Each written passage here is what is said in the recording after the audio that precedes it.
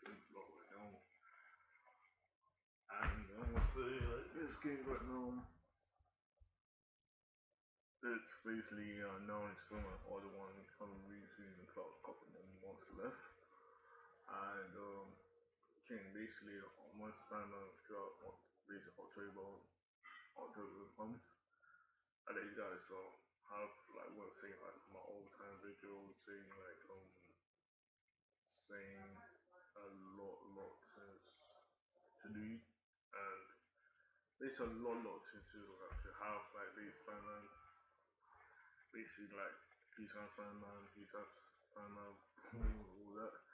And it's a lot of fun. I don't try to you know saying about like doing this and doing that and I'm like basically show you guys what can basically learn like how to do the best of the game is and so one of the people so one gonna be like miles away and the second one gonna be like the best Spider-Man. Then after I enjoyed the movie and I don't know which one gonna be, but I leave it like first or second. First or second. That's what I know. That's what was the best one. I don't even know what how the basic the game is, but game is actually really good. The game is really good now. It's showing like actually relevant right now, and the story and how the basis of the game and it's all that. And let go.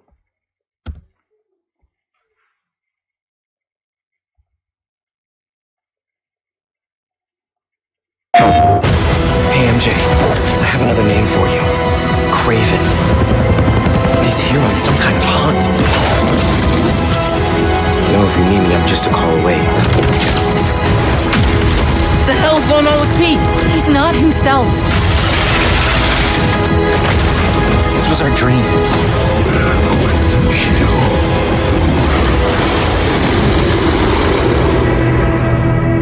PlayStation.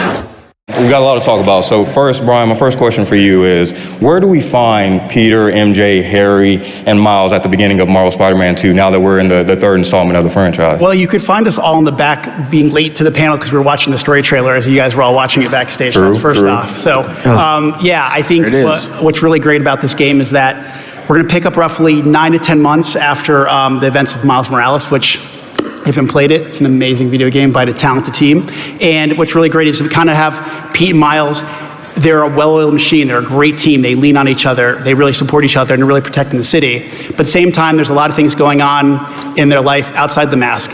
Miles is applying to college and trying to figure out how to write his college essay. And you have Pete starting his teaching career. And then you have MJ, who is still at the Bugle, but under a new leadership with the return of J. Jonah Jameson at the Daily Bugle. Damn. All right. And then Bill, so my next question is for you. So what can you talk about the dynamic of these characters and how working with Insomniac, they're keeping the authenticity of the DNA of the core of these characters while still making it their own? Together, working all together, we're all one team. We all love the characters. Our goal is to make something that you love, that when you play it, you say, this was made by fans for fans. Oh, yeah. And John, my next question is for you with the new villains that we've seen in this game, confirmed villains with Kraven, Venom, and Lizard. Can you talk narratively why you felt those choices for those villains were important? For us, it really started with Kraven. He's our catalyst for the story, right? Like before the game starts, he's halfway around the world being Kraven, hunting, trying to find the ultimate prey. And he watched from afar as the events of the first two games occurred. And he decided, you know what? There's a lot of stuff going on in New York City. That might be my new hunting ground. So, like I said, Kraven's a catalyst for everything happening. When he comes to New York City, a lot of things start going wrong.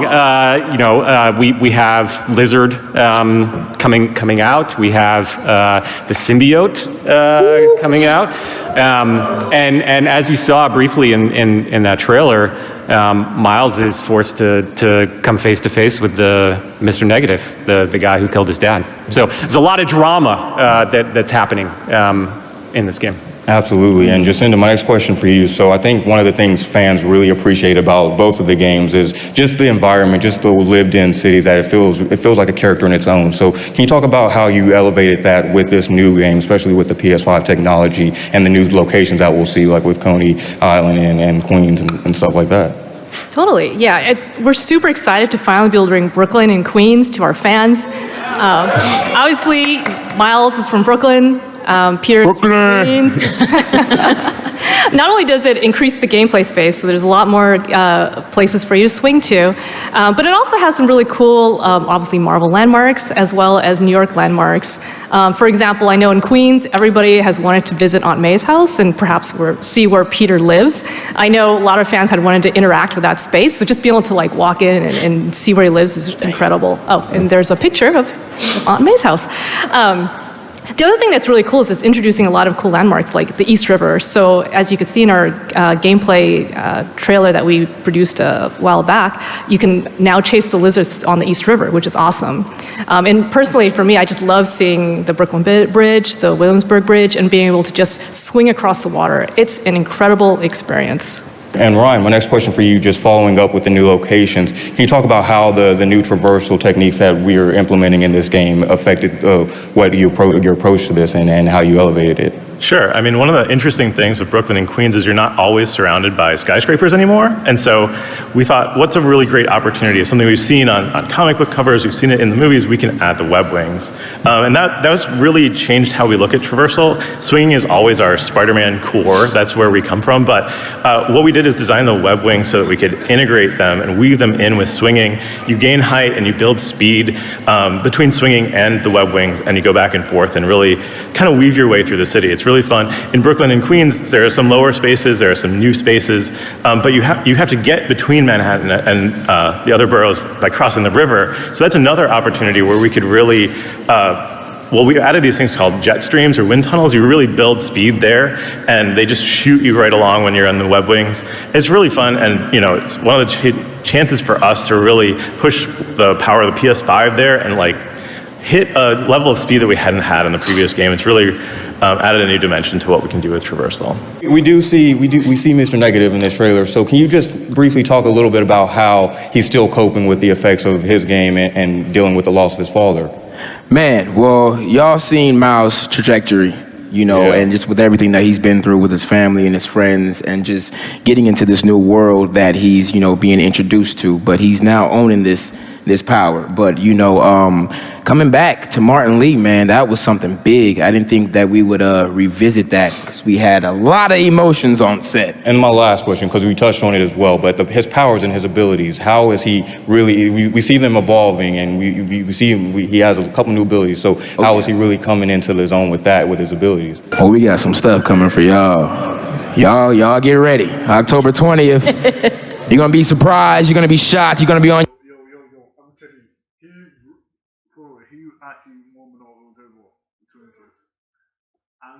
I just like want to play the game. Like I actually want to play the game right now because like I actually love really love Spider-Man because Spider-Man is one of the best superhero franchise ever.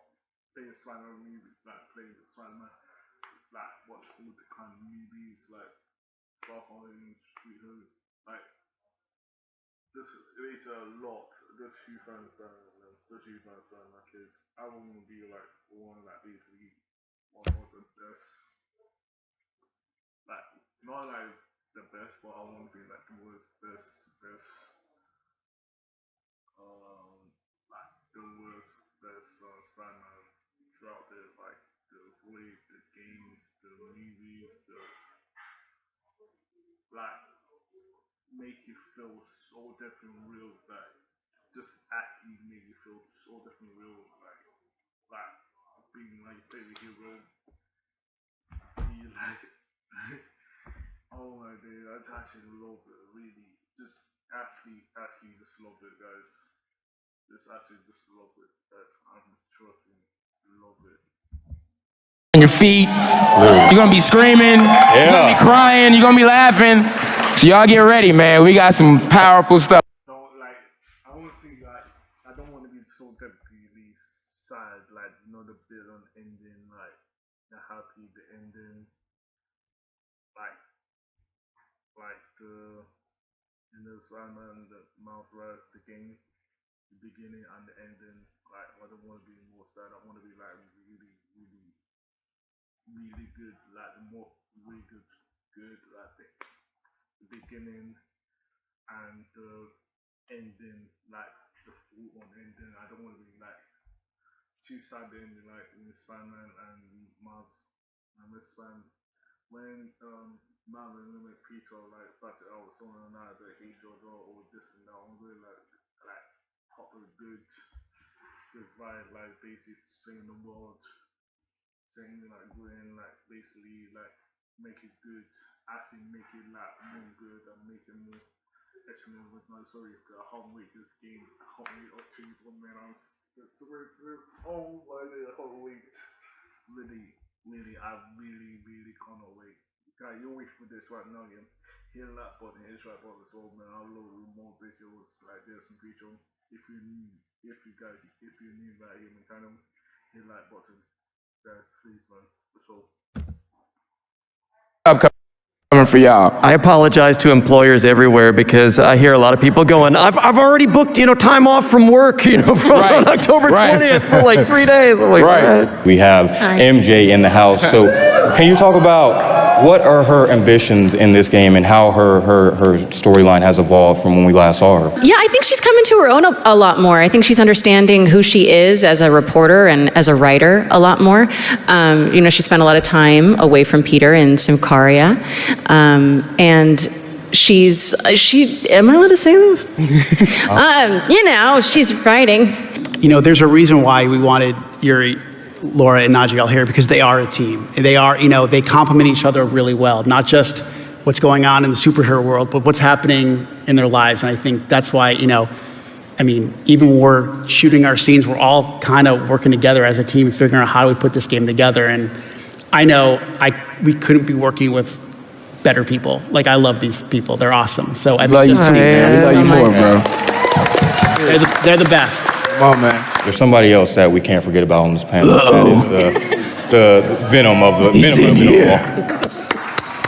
Tony Todd. It is truly an honor to have you on this panel right now. Let's and all of a sudden, I get a call from Insomniac to test drive Venom, and I got to say, it's been the most.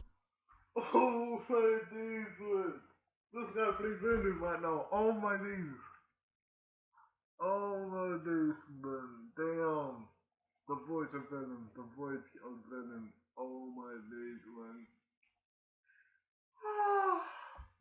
Well, this was actually a movie, this was actually a real life movie when Spider-Man and Miles Morales to meet, like, when Peter, like, say, like, Tom Holland and Peter, all people, like, actually meet, like, and then the basic Venom just came into, like, the voice, like, saying, like, saying the part of the song where Doctor Strange here, with like Doctor Strange, like saying Peter memory something like that, and then like going like basically going the basic over like basically not over not basically like part of the universe or split on basically all the Spider-Man, basically all the Spider-Man. This is what actually the movie that been the best flick of movie that ever in the world I've seen in the world of Spider-Man world, because the best movie I can't wait this game come out. I really can't wait. But I've been with for long because now I'm a huge fan of Spider-Man. Thanks here basically for that song of Venom. I love it. Most exciting voiceover journey that I've had to date. Yeah. Right. Can you just talk about the casting of this? I know is there a story or something along how this happened? Oh yeah. So I remember we cast a lot of the characters pretty quickly. Like obviously we had Miles, Peter, MJ, and then early we actually like right before COVID I think we cast Kraven, and I knew I was putting off Venom. I was just putting it off. I was like, I know there's already there's gonna be so many opinions, what people, and I know I was scared to death. And I remember Patrick, our dialogue lead, was asking me, like, well, what are you looking for? And I said, I don't know. And then I remember I just happened to be on the internet one day, and I was listening to one of the, I think it was the Candyman, the new Candyman trailer, and I heard Tony, and I was like, hey, if we could get like a Tony Todd, that would be the one. And then a couple weeks go by, I don't think anything about it, and Patrick messages me and goes, you're not gonna believe this. Tony Todd's interested. And I remember he sent a real quick tape in, and it was like, sorry, Tony, it was really bad, like audio quality, but it took like 3 lines, and I was like, that's it. Just please hire him. Please, whatever he wants, give it to him. And I think you all know, based on what you heard, he's incredible. We have a wonderful, there's 4 of us here from Insomniac, but we have so many Insomniacs who are putting so much work into this game. And I just want to say, if they're somehow listening to this somehow, thank you for all the work that you guys are putting into it right now. It's incredible. The work they're doing to finish this up it's just, I call Insomniac my second family, because we just put so much into this. And you can imagine when you're in your family, everybody has opinions, right? Yep. And I think it's probably the only decision I've ever made being a creative director in 10 years where I just said, Tony Todd is going to be Venom, and everybody said yes. So, can you just talk a little bit about Venom's motivations and his personality in this, and why is he so important to the narrative of this game? Well, yeah, I mean, Venom is a symbiote, right? And I think the thing that a lot of symbiote stories have in common, and the reason why I think we connect with them really well, is that it's a simple human story. We all have a darkness inside of us. And then you put the symbiote on top of that, it really brings out the dark parts of what Spider-Man is about, power and responsibility. You heard Yuri talk about it a couple minutes ago. And what happens in the story is that sense of responsibility starts to go away. It's really interesting when you bring the symbiote into these relationships, how it really challenges them, not just externally, because there's cool powers. Ryan was talking about having that control in your hand. Oh my God, it's amazing. But the people you love around you. Tony, I'm coming back to you. Can you talk about your approach to bringing the voice of it to life and how you approached it? For me, Venom was fun to do, and I wanted to make sure that there was a joyous quality in his destruction. I'm glad it was fun for you, because it scared the hell out of us. Always. Okay, guys, I hear basically MJ basically MJ doing actor basically with Spider-Man. So I would say basically in 20 in 20 years, basically in 20 years, 10 more year time here, something like that. Maybe MJ can be like Spider-Man girl or something like that. Maybe feel probably feel MJ this and that and then Miles rather Space and Peter actually died basically actually died and then left with Miles Morales to be actually this and that, and after that make it feel more unique, MJ basically MJ she's the new Spider-Man girl, the new superhero, basically the new superhero girl, and the really white suit. The bit so the comics, not the comics. I don't know. Basically, I don't read comics. I watch the movies, the movies, and then basically when and see the movies and the cartoons. So basically, the cartoon and all that, and basically it's modules basically modules from the time back and basically time. Basically time for actual real life, basically for time actual real life. And that would be the best storyline, basically best storyline of real life. And what with that, it might be inside the game or the movie. Think about that, guys. Actually think about that. What can it basically go in 20, basically in 5 years or 10 years?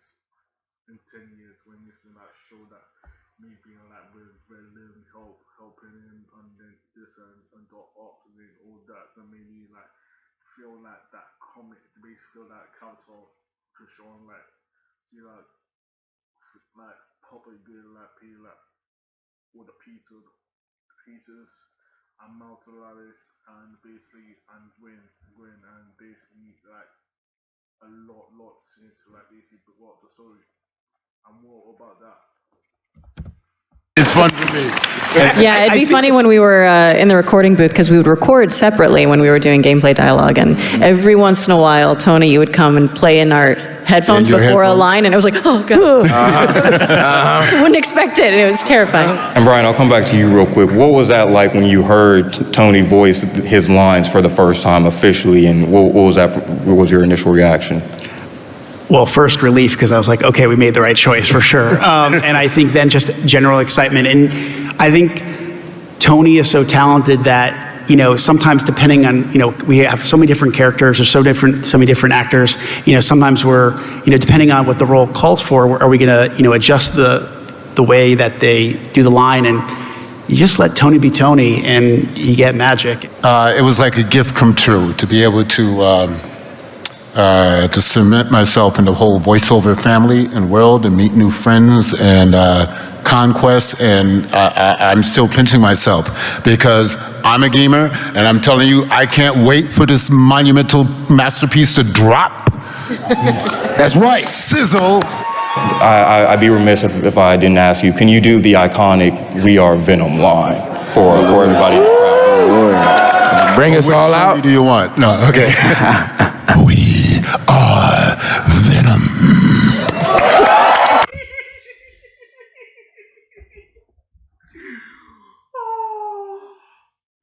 That is so good. Finally, Venom, the voice actor. Oh my days. Oh my days. I can't wait to game the flicking drop right now. Hear that again. I want to hear that again, man. I want to hear that again. We are Venom. Sorry. Sorry. Oh my days. Sorry guys. Sorry. I'm so sorry, but I had to hear that one more time. But like, I just like, bro.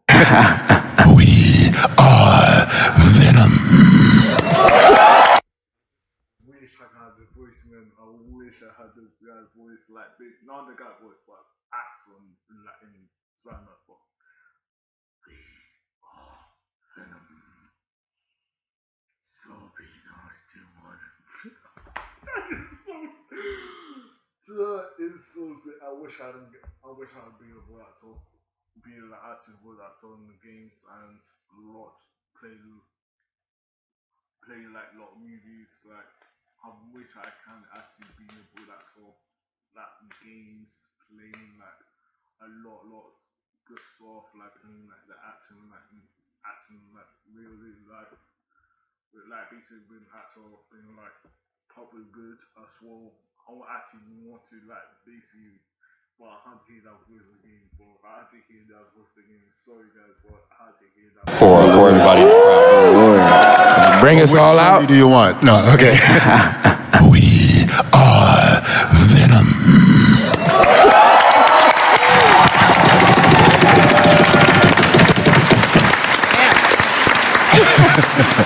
All right, well, I think we got some special surprises coming up for you guys. I think the next thing we want to talk about is the collector's edition statue that we have here on this table right here. I think it really represents what this game is about. I've said in previous interviews, I've talked about, it's called Spider-Man 2 for a reason, because we have two iconic characters in this great piece of art, but also it's going to take two Spider-Men to take on something so powerful, something that they've never been able, there's nothing come their way. I mean, if you look at, whether it's Doc Ock in the first game and then Tinker in Miles Morales, like Venom is literally a whole different beast. Brian, why are you putting on gloves right now? Like that's. Oh, these? Yeah. What is that for? Well, like, Dorian, I think we should play the video first. I think we should play the video. Let's go ahead and play that video real quick. What? Miles, I need your help. What is this stuff? got an idea. Nice! One more time! On 3! 1, 2, 3!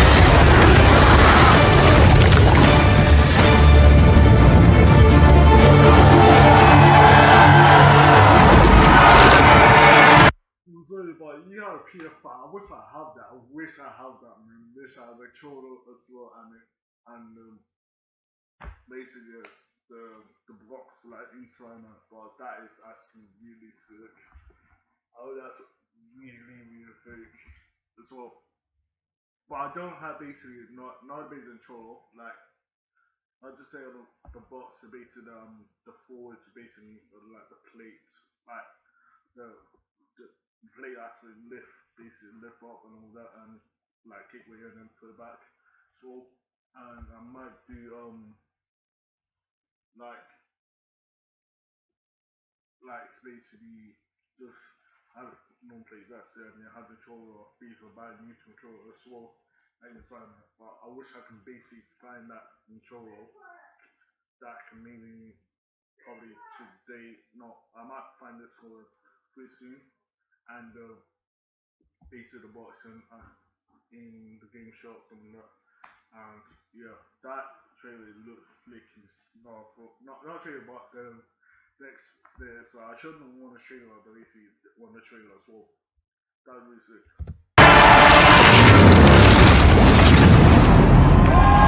What?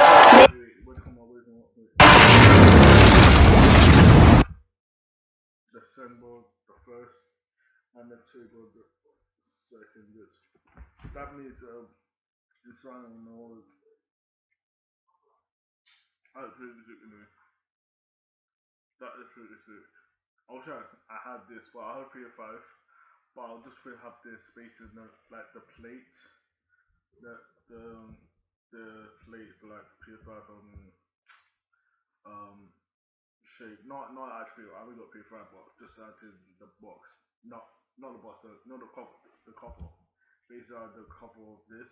Basically, the cover of her PS5 really, but just need basic control. That is what I need. Basic control this and the cover. They basically I really got PS5. Really got PS5. That's probably I'm not asking when it first really come out. Like console gonna buy it and then buy the just control and then just like that. I wish I had it, but maybe I can't. What? You guys didn't tell me about that part. Yeah.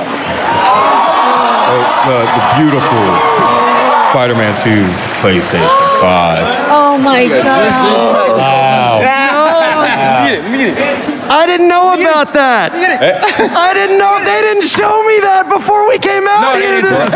They did not. Yeah. Now I have to get a new Secret secrets, you guys. They knew what they were doing. Wow. All right. Well, there we go.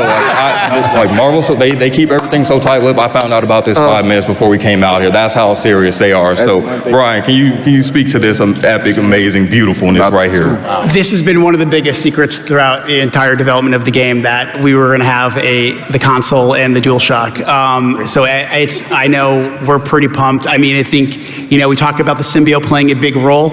Obviously, it plays a big role here in the design of the console, and we thank PlayStation for going above and beyond with the design of it. I know I just worked really closely with everybody on the.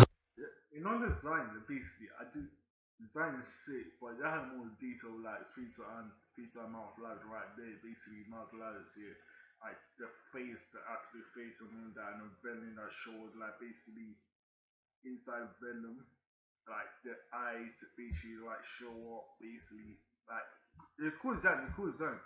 But my design is based on eye just show like this, and then that was the Spider-Man name, just based Spider-Man did like sick on it based on that and like proper good. Like make it like actually really it's good. It's really good design. It's good design on this.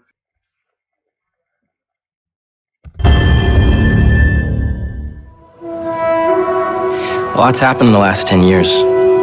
It's a miracle I'm even sitting here now. I got a second chance, and I'm gonna take advantage of that. But I need you with me, Pete. We're gonna heal the world.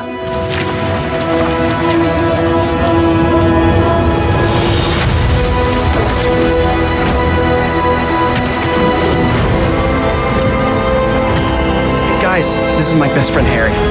Hey, good to meet you. New job, huh? Still gonna have time for tutoring? We'll figure it out.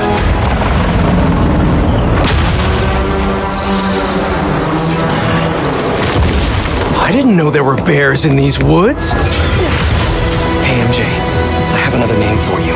Craven. He's here on some kind of hunt. You know, if you need me, I'm just a call away. Lee, you don't know what you took from me. All Miles talks about is how to be a better Spider-Man. How to help you. What the hell's going on with Pete? He's not himself. Go help him. This was our dream. I'm not going to lose him. We're going to kill